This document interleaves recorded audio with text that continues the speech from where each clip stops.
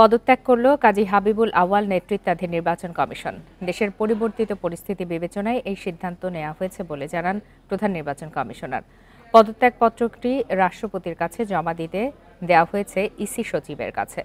দুপুরে আগারগাঁও নির্বাচন কমিশন ভবনে জরুরি সংবাদ সম্মেলন ডেকে 4 কমিশনার সহ নিজের সিদ্ধান্ত জানান সিইসি। এর আগে বিগত নির্বাচনগুলোর কথা তুলে ধরে জানান, ৩৩ বছরের ইতিহাসে নির্বাচন বাতিল করে কমিশনের পদত্যাগের নজির নেই। এ সময় ২০২৪-এর নির্বাচন প্রসঙ্গে তিনি বলেন, সেই নির্বাচন দলের ভেতরে হয়েছে, দলগুলোর মধ্যে হয়নি। মূলত একদলীয় নির্বাচন হওয়ায় তাতে সরকারি প্রভাবের কোনো বিষয়ও ছিল না। এই অবস্থা থেকে বেরিয়ে আসতে করণীয় প্রশ্নে কাজী হাবিবুল আউয়াল বলেন, দেশের নির্বাচনী ব্যবস্থায় দুর্ভেদ্য সংস্কারের প্রয়োজন রয়েছে। আর সুষ্ঠু নির্বাচনের জন্য নির্দলীয় তত্ত্বাবধায়ক সরকারের ওপরই নিজের আস্থার কথা জানান বিদায়ী সিইসি।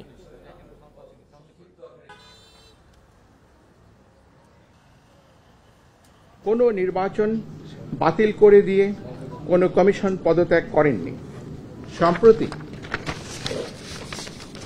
ভেঙে দেওয়া সংসদের 299টি আসনে নির্বাচন প্রার্থীদের মধ্যে ব্যক্তিকেন্দ্রিক প্রতিযোগিতার মাধ্যমে হয়েছে, দলের মধ্যে নয়। নির্বাচন পদ্ধতিতে দুর্ভেদ্য মৌলিক সংস্কার প্রয়োজন হবে। রাজনৈতিক সংস্কৃতি ও আচরণে এবং বিশেষত প্রার্থীদের আচরণে পরিবর্তন অবশ্যই প্রয়োজন হবে। প্রতিটি সাধারণ নির্বাচন নির্দলীয় তত্ত্বাবধায়ক সরকারের অধীনে অনুষ্ঠিত হলে উদ্দেশ্য অর্জন আরও সুনিশ্চিত হতে পারে। পদত্যাগ করেছে কাজী হাবিবুল আউয়াল নেতৃত্বাধীন নির্বাচন কমিশন। এ বিষয়ে আরো বিস্তারিত জানাতে আগারগাঁ থেকে যোগ দিয়েছেন সহকর্মী মাহমুদুল হাসান। মাহমুদুল হাসান, আপনি তো এই পুরোটা সময় জুড়ে নির্বাচন কমিশনে অবস্থান করছেন। পদত্যাগপত্র বঙ্গভবনে এখনো পাঠানো হয়েছে কিনা এবং সবশেষ কি তথ্য রয়েছে নির্বাচন কমিশন কার্যালয়ে?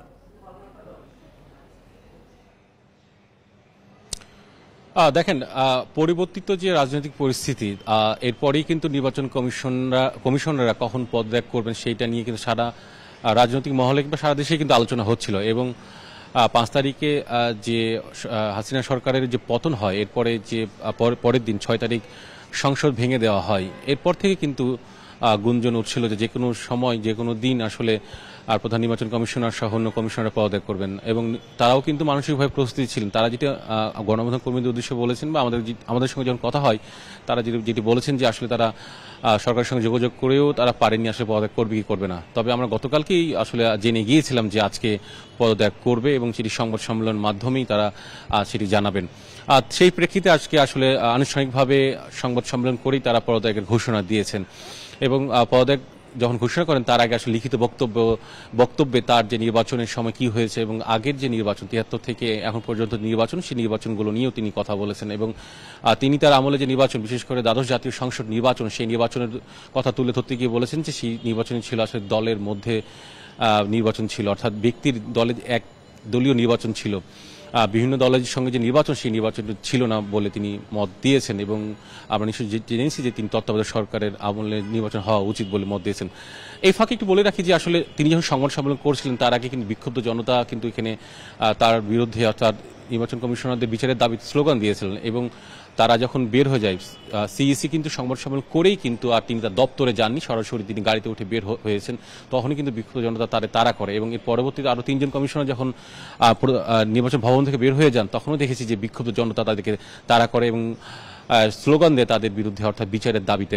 এখন পর্যন্ত যে তথ্য তা হলো যে একজন কমিশনার এখনো নির্বাচন ভবনে আছেন, তিনি হয়তো অল্প কিছুর মধ্যে চলে যাবেন।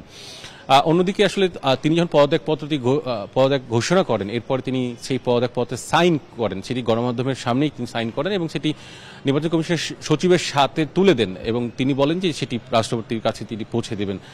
তবে সেটি এখনো পৌঁছেছে কিনা সে পদত্যাগপত্র, সেটি আমাদের কাছে নিশ্চিত নয়। তবে এটুকু বলতে হবে যে আজকের মধ্যে সেই পদত্যাগপত্র অর্থাৎ সিইসি সংক্ষেপে জানাবেন যে নতুন কমিশন গঠনের আগে কিভাবে কার্যক্রম চলবে নির্বাচন কমিশন কার্যালয়ের?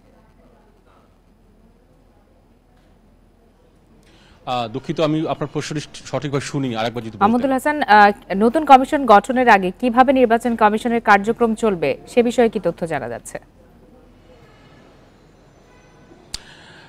দেখেন, একটা বিষয় সেটি হচ্ছে যে এই কমিশন অর্থাৎ যে বিদায়ী কমিশন হলো, বিদায়ী কমিশন আসলে আইনের মাধ্যমে সার্চ কমিটির মাধ্যমে আসলে কমিশন গঠন হয়েছিল এবং এখন পর্যন্ত আমরা আসলে জানি না অন্তর্বর্তীকালীন সরকার কতদিন থাকবেন বা কখন নির্বাচন হবে, সেটা কিন্তু আমরা এখন পর্যন্ত জানি না। তবে এই কারণে আসলে নির্বাচন কমিশন আসলে গঠনটা কি প্রক্রিয়ায় হবে, কেননা তারাও বলছে সংস্কার হবে, তবে সংস্কার আদৌ হবে কিনা কিংবা যে আইন আছে সেই অনুযায়ী হবে, কি প্রক্রিয়া হবে কিন্তু সেটি এখন পর্যন্ত আসলে আমরা জানি না। যে কারণে কমিশনটি আসলে কখন গঠন হবে সেটি কিন্তু এখন পর্যন্ত নিশ্চিত নয়।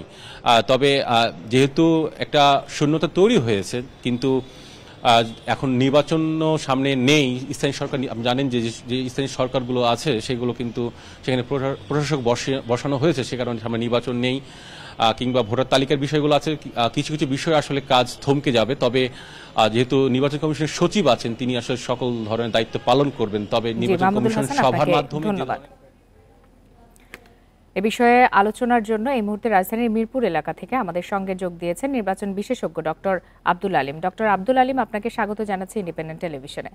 আপনার কাছে একটু শুরুতেই জানতে চাই যে বিদায়ী সিইসি বলেছেন নির্বাচন দলের ভেতরে হয়েছে, দলগুলোর মধ্যে হয়নি, অর্থাৎ তিনি একদলীয় নির্বাচন হয়েছে বলে সেটি নিশ্চিত করেছেন সর্বশেষ নির্বাচনের বিষয়ে। কি ধরনের সংস্কার আসলে প্রয়োজন এই নির্বাচন কমিশন পরবর্তীতে যাতে নির্বাচন সঠিকভাবে পরিচালনা করতে পারে? ধন্যবাদ। আমার কাছে মনে হয় যে প্রথম তো একটা বিশ্বাসযোগ্য নির্বাচন কমিশন নিয়োগ দিতে হবে, যে কমিশন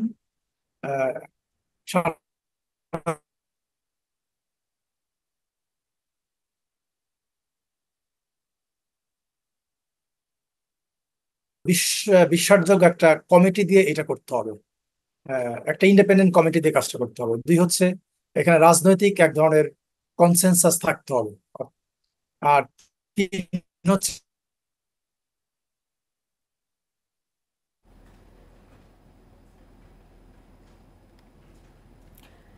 সম্ভবত আমাদের সংযুক্তিতে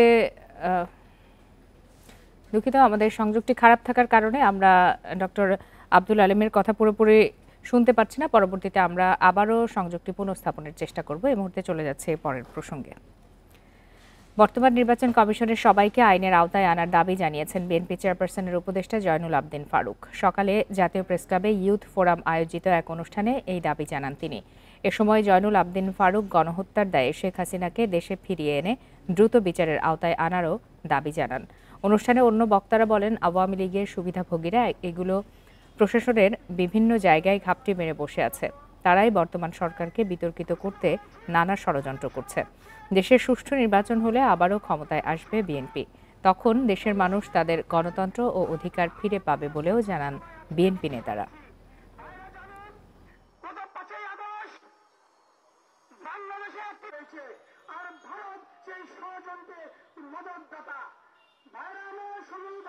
হাসিনাকে বাংলাদেশে এনে বিচার করতে হবে।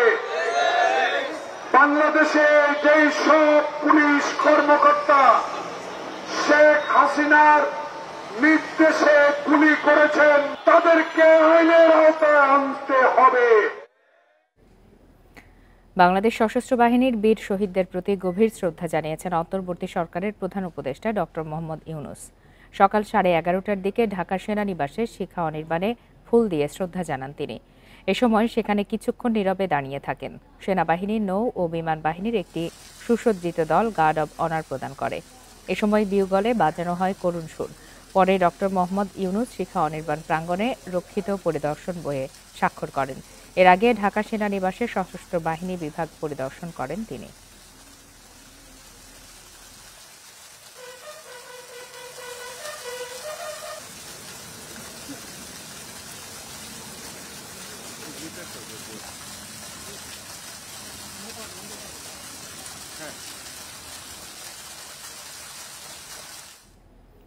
দেশজুড়ে আজ শহীদী মার্চ করছে বৈষম্য বিরোধী ছাত্র আন্দোলন।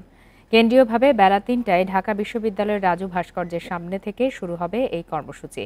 এরপর মিছিলটি নীলক্ষেত, নিউ মার্কেট, কলাবাগান, মিরপুর রোড ধরে মানিক মিয়া এভিনিউ, সংসদ ভবনের সামনে দিয়ে ফার্মগেট, কারওয়ান বাজার, শাহবাগ ও রাজু ভাস্কর্য হয়ে কেন্দ্রীয় শহীদ মিনারে গিয়ে শেষ হবে। বুধবার ঢাকা বিশ্ববিদ্যালয়ের টিএসসিতে সংবাদ সম্মেলনে এই কর্মসূচির ডাক দেয় বৈষম্য বিরোধী ছাত্র আন্দোলন। ছাত্র আন্দোলনের মুখে গত 5 আগস্ট শেখ হাসিনা সরকারের পতন হয়। সরকারি হিসাবে 17,926 জন আহত হয়েছে আর নিহত হয়েছে 617 জন। এর 1 মাস পূর্তিতে শহীদি মার্চের ঘোষণা দেন বৈষম্য বিরোধী ছাত্র আন্দোলনকারীরা।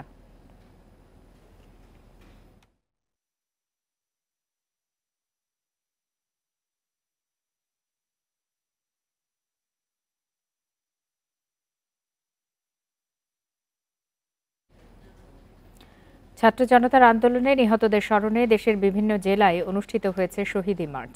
মানিকগঞ্জে আলাদা 2টি স্থানে অনুষ্ঠিত হয়েছে বিক্ষোভ মিছিল। এর মধ্যে সকাল 11টায় বৈষম্য বিরোধী ছাত্র আন্দোলন মানিকগঞ্জ জেলার আয়োজনে জেলা শহরের শহীদি মার্চ পালন করেন শিক্ষার্থীরা।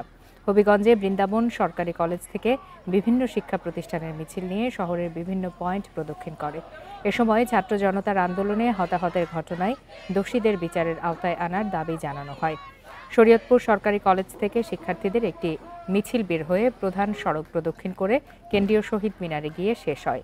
পরে সেখানে নিহতদের স্মরণে 1 মিনিট নীরবতা পালন করা হয়।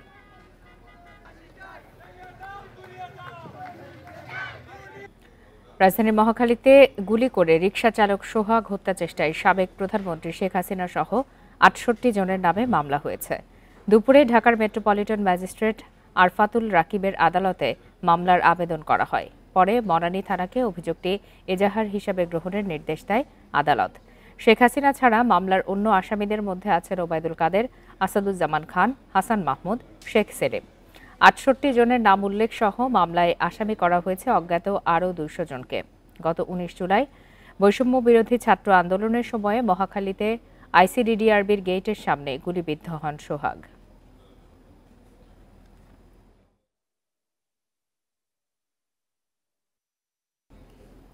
ইসলামী ব্যাংকের 1,74,000 কোটি টাকার ঋণের অর্ধেকই নামে বেনামে এস আলম গ্রুপ নিয়ে গেছে বলে জানিয়েছেন নতুন চেয়ারম্যান ওবায়দুল্লাহ আল মাসুদ। কেন্দ্রীয় ব্যাংকের গভর্নরের সঙ্গে দেখা করে সাংবাদিকদের তিনি বলেন, এস আলমের সম্পদ কোথায় কি আছে তা জানার চেষ্টা করছে ইসলামী ব্যাংক। এজন্য আইন মন্ত্রণালয়ের রেজিস্ট্রার জেনারেল বরাবর চিঠি দেওয়া হয়েছে। তিনি জানান, ইসলামী ব্যাংক সংস্কারে 3 ধাপে রোডম্যাপ করা হয়েছে। 2025-26 সাল ব্যাংকের ঘুরে দাঁড়ানোর বছর হিসাবে ঠিক করা হয়েছে, আর 2027-28 সাল হবে এগিয়ে যাওয়ার বছর।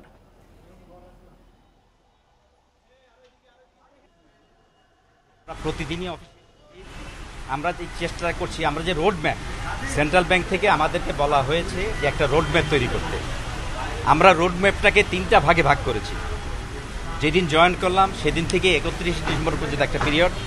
এই পিরিয়ডটা আমরা আপনার নাম দিয়েছি এটা recovery from the current situation. যেসব পোশাক কারখানা ঋণ খেলাপি নয় তারা বেতনের বিপরীতে ব্যাংক থেকে ঋণ পাবেন। এতে শ্রমিকদের বেতন না পাওয়া নিয়ে কোনো শঙ্কা থাকবে না। বৃহস্পতিবার বাংলাদেশ ব্যাংকের গভর্নরের সঙ্গে বৈঠক করেন বিজিএমইএ এর নেতারা। বৈঠক শেষে তারা জানান, পোশাক কারখানায় উদ্ভূত পরিস্থিতি এখন অনুকূলে রয়েছে। আগামী শনিবার থেকে পুরো দমে সব কারখানা চালু হবে। আইনশৃঙ্খলা বাহিনীকে কঠোর নির্দেশনা দেওয়া হয়েছে। নতুন করে কেউ সহিংসতা করলে তাদের বিরুদ্ধে ব্যবস্থা নেওয়া হবে বলে জানান বিজিএমইএ এর সভাপতি খন্দকার রফিকুল ইসলাম। যে ক্লায়েন্টের তার হয়তো ক্লাসিফাইড আছে বা যার লিমিট নাই, সেক্ষেত্রে হয়তো ব্যাংক তাকে এমনিতেও দিতে পারবে না। বাট বাংলাদেশ ব্যাংকের ইনস্ট্রাকশন যেটা যে স্যালারি লোন, 1 মাসের স্যালারি লোনটা স্পেসিফিক্যালি বলা হয়েছে এইটা কোনো ব্যাংক না দিতে পারার কোনো কারণ নাই। বাংলাদেশ ব্যাংকে আজকে আমরা আবারও কথা বলেছি, তারা বলেছে যে সমস্ত ব্যাংক দিতে পারবে না তাদের যদি কোনো সীমাবদ্ধতা থাকে তারা বাংলাদেশ ব্যাংকের সাথে যোগাযোগ করবেন, বাংলাদেশ ব্যাংক তাদেরকে সাপোর্ট করবেন। কীটনাশকের সম্পূর্ণ আলুতে 13% ও পেঁয়াজে 5% শুল্ক প্রত্যাহার করেছে জাতীয় রাজস্ব বোর্ড।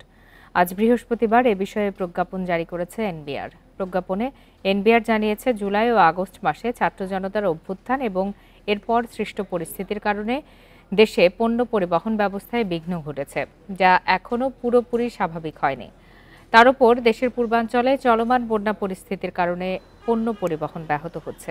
এই পরিস্থিতিতে গুরুত্বপূর্ণ অংশীজন এবং সংশ্লিষ্ট মন্ত্রণালয় কীটনাশক, আলু ও পেঁয়াজের মতো গুরুত্বপূর্ণ নিত্য প্রয়োজনীয় পণ্যের মূল্য কমানোর ব্যবস্থা নিতে জাতীয় রাজস্ব বোর্ডকে অনুরোধ করে। পরে কর ছাড়ের মাধ্যমে পণ্যগুলোর আমদানি সহজ করে সরবরাহ বৃদ্ধির এই উদ্যোগ নেওয়া হল।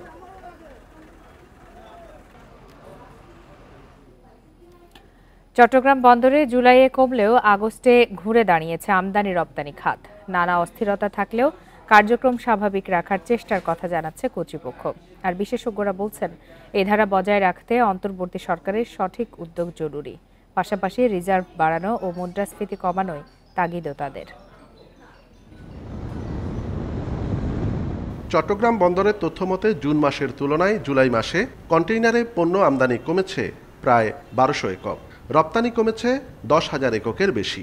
তবে সংখ্যা কেটেছে আগস্টে। জুলাইয়ের তুলনায় আমদানি বেড়েছে 1300 একক, রপ্তানি এক লাফে বেড়েছে 28,000 এককের বেশি। বেড়েছে খালি কন্টেইনার আমদানি রপ্তানিও। বন্দর কর্তৃপক্ষ বলছে, অস্থিতিশীল পরিস্থিতির মধ্যেও বিভিন্ন দপ্তরের উদ্যোগে আমদানি রপ্তানি বাণিজ্য স্বাভাবিক রাখার চেষ্টা করা হয়েছে। রেলওয়ে কর্তৃপক্ষ ওরা পজিটিভ সাড়া দিয়েছে, ওরা ট্রেনের সংখ্যা বাড়িয়ে দিয়েছে এবং ট্রেন সার্ভিসটাকে স্মুথ করেছে এবং কাস্টমস কর্তৃপক্ষ দ্রুত ডেলিভারি দেওয়ার জন্য যা যা করণীয় সব কিছু করেছে। বিশেষজ্ঞরা বলছেন, আমদানি রপ্তানি ইতিবাচক রাখতে অর্থনৈতিক সংস্কারে অন্তর্বর্তী সরকার যেসব উদ্যোগ নিয়েছে সেসব দ্রুত কার্যকর করা জরুরি। রিজার্ভ বাড়ানো ছাড়াও মুদ্রাস্ফীতি কমিয়ে আনায় জোর দেয়া তাগিদ তাদের। পুনর্গঠনগুলো হচ্ছে, মেরামতের কাজ করা হচ্ছে, সংস্কারের কথা বলা হচ্ছে, আর্থিক, সামাজিক, অর্থনৈতিক, রাজনৈতিক যে সংস্কার কর্মের কথা বলা হচ্ছে, সেগুলো ঠিকমতো আমরা যদি করতে পারি, ব্যবসায়ীদের এই দুশ্চিন্তা দূর হয়ে যাবে। রপ্তানি ক্ষেত্রে যেটা মূল সমস্যাটা হচ্ছে আমাদের বিনিময় হার, এক্সচেঞ্জ রেট, এটা মার্কেট বেসড না করার কারণে আমাদের রপ্তানিটা কম্পিটিটিভ হয়ে ওঠেনি, প্রতিযোগিতামূলক হয়ে ওঠেনি। দেশের আমদানি রপ্তানির 92% পরিচালিত হয় চট্টগ্রাম বন্দর দিয়ে। অনুপম শীল, ইন্ডিপেন্ডেন্ট নিউজ, চট্টগ্রাম। লক্ষ্মীপুর, নোয়াখালী, ফেনী ও কুমিল্লার বন্যা পরিস্থিতির উন্নতি হয়েছে। লোকালয় থেকে নামতে শুরু করেছে পানি। আশ্রয়কেন্দ্র ছেড়ে বসত বাড়িতে ফিরতে শুরু করেছেন স্থানীয়রা। তবে এখনও লক্ষ্মীপুর সদরের 12টি ইউনিয়ন ও পৌরসভার 10টি ওয়ার্ডের 5 লাখ মানুষ পানিবন্দী। আশ্রয়কেন্দ্রে রয়েছেন অন্তত 32,000 পরিবার। এদিকে পানি উন্নয়ন বোর্ড জানিয়েছে, লক্ষ্মীপুরে অপরিকল্পিত প্রায় 2000 বাঁধ রয়েছে, যা পানি চলাচলে বাধার কারণ হচ্ছে। এসব বাঁধ অপসারণের প্রস্তুতি নেওয়া হচ্ছে। বন্যা পরিস্থিতির উন্নতি হয়েছে নোয়াখালীর 8 উপজেলাতে। তবে পানি ধীরগতিতে নামতে থাকায় এখনও পানিবন্দী 14 লাখ মানুষ। কুমিল্লা ও ফেনীতে পানি নামার সাথে সাথে স্পষ্ট হতে শুরু করছে ক্ষয়ক্ষতির চিহ্ন।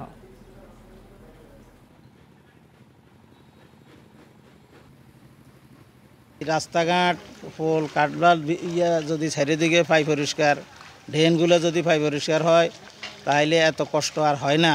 রাস্তা যে পর্যন্ত মানে না শুকাবে সে মধ্যে আমাদের এদিকে পানি টানবে না। মানুষ খুবই ঝামেলার মধ্যে, কষ্টের মধ্যে আছে। গরু ছাগল নিয়ে মানুষ, বাচ্চা বাচ্চা নিয়ে খুবই সমস্যার মধ্যে রয়েছে।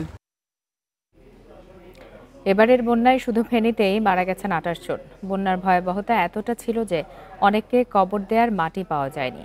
প্রিয়জনকে হারিয়ে স্বজনরা এখন বাকরুদ্ধ। জেলা প্রশাসন বলছে, বন্যায় মৃতদের পরিবারকে সহায়তা দেওয়ার নির্দেশনা দেওয়া হয়েছে। বন্যার খবর পেয়ে 21 আগস্ট ঢাকা থেকে ফেনী সদরের ছনুয়া ইউনিয়নের নিজ বাড়িতে যান নুরুল হুদা। চারিদিকে তখন বুক সমান পানি। অসতর্কতায় প্রাণ হারান নুরুল।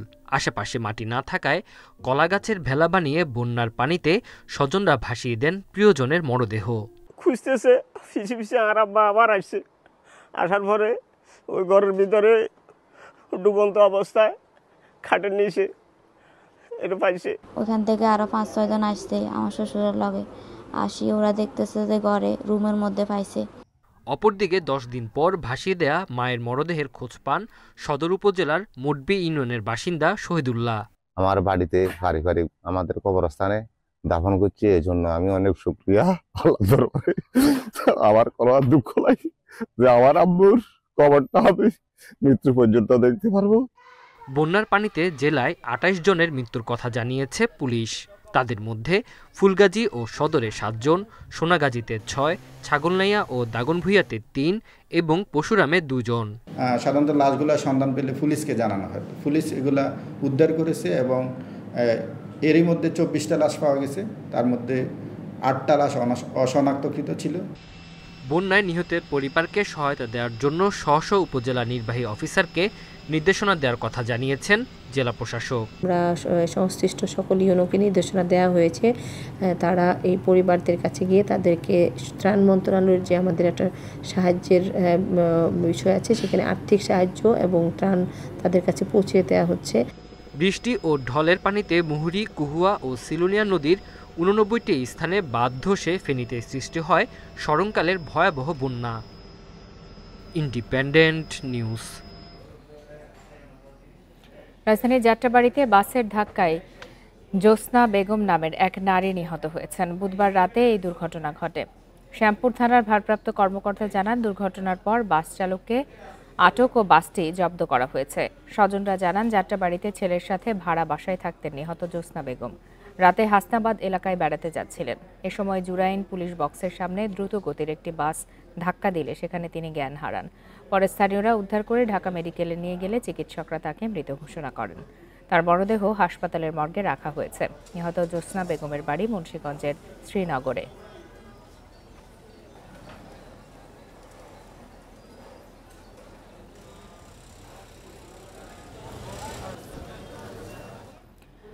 কুমিল্লার হোমনায় একই ঘর থেকে মা ছেলে সহ 3 জনের মরদেহ উদ্ধার করেছে পুলিশ। বৃহস্পতিবার সকালে ঘাগুটিয়া গ্রামের শাহপরানের বাড়ি থেকে তাদের মরদেহ উদ্ধার করা হয়। নিহতরা হলেন মাহমুদা, তার ছেলে সাদ এবং মাহমুদার ফুফাতো ভাইয়ের মেয়ে তিশা। নিহতদের স্বজনরা জানান, সকালে তিশাকে স্কুলে যাওয়ার জন্য ডাকতে আসে তার ছোট বোন মিম। এ সময় মাহমুদার ঘরের দরজা বন্ধ পায়। পরে দরজার এক পাশ দিয়ে মরদেহ পড়ে থাকতে দেখে স্থানীয়দের খবর দেয়া হয়। পুলিশ ঘটনাস্থলে পৌঁছে মরদেহ উদ্ধার করে। নিহত মাহমুদা অন্তঃসত্ত্বা ছিলেন। প্রাথমিকভাবে ধারণা করা হচ্ছে তাদেরকে শ্বাসরোধে হত্যা করা হয়েছে। পুলিশ জানায়, নিহতদের শরীরে আঘাতের চিহ্ন রয়েছে। ঘটনাস্থল থেকে আলামত সংগ্রহ করেছে সিআইডি। হত্যার কারণ জানতে তদন্ত করছে পুলিশ। আর এই ছিল আজকের বিরতিহীন সংবাদ দুপুরে। ইন্ডিপেন্ডেন্ট টেলিভিশনের সব খবরের আরও বিস্তারিত জানতে চোখ রাখুন ফেসবুক, ইউটিউব আর এক্সে। ধন্যবাদ সবাইকে।